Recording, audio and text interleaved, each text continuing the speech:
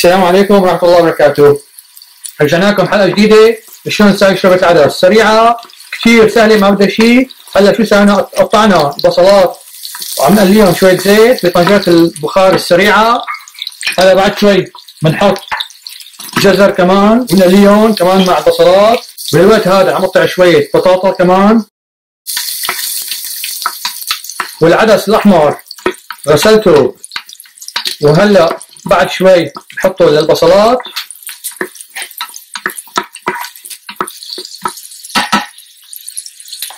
هلا نحط البطاطات، 4 بطاطات صغار، جزرة وحدة قسمناها وبصلتين وسط قسمناهم وعم نقليهم.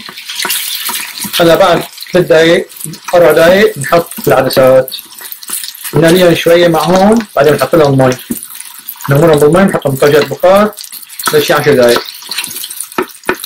بالحالة بتخلص الشوربة. بالوقت بنحط لهم كركم معلقة صغيرة، كمون معلقة صغيرة، ملح بهار وخلصت. بنحط العدسات، كاستين عدس، هي لكاستين عدس هنحط 6 كاسات مي،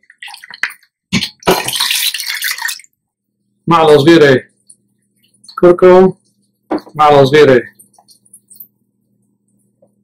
كمون، معلقة ونص ملح،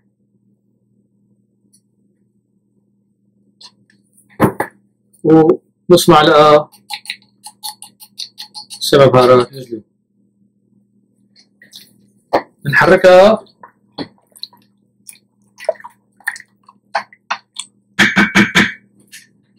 ونسكر عليها ونتركها ل10 دقايق. خلصت بعد ربع ساعة قمناها، راحت نيفا. اللهم صل على النبي، شايفين شلون راحت نيفا؟ كلها عم تذوب ذوبان. فهلا بنسكبها بصحن تقديم وساوينا قدامها كبة مشوية وكبة مقلية، حنحطهم مع صحن سلطة وبابا غنوش قدامها، ويا سلام ويا سلام. الله يديم نعمه ويديم رزقه علينا وعليكم، امين. ويرحمنا ان شاء الله ويرزقنا دائما وابدا، قولوا امين. والسلام عليكم ورحمه الله وبركاته. واللي عنده سؤال يبعث لي على اليوتيوب.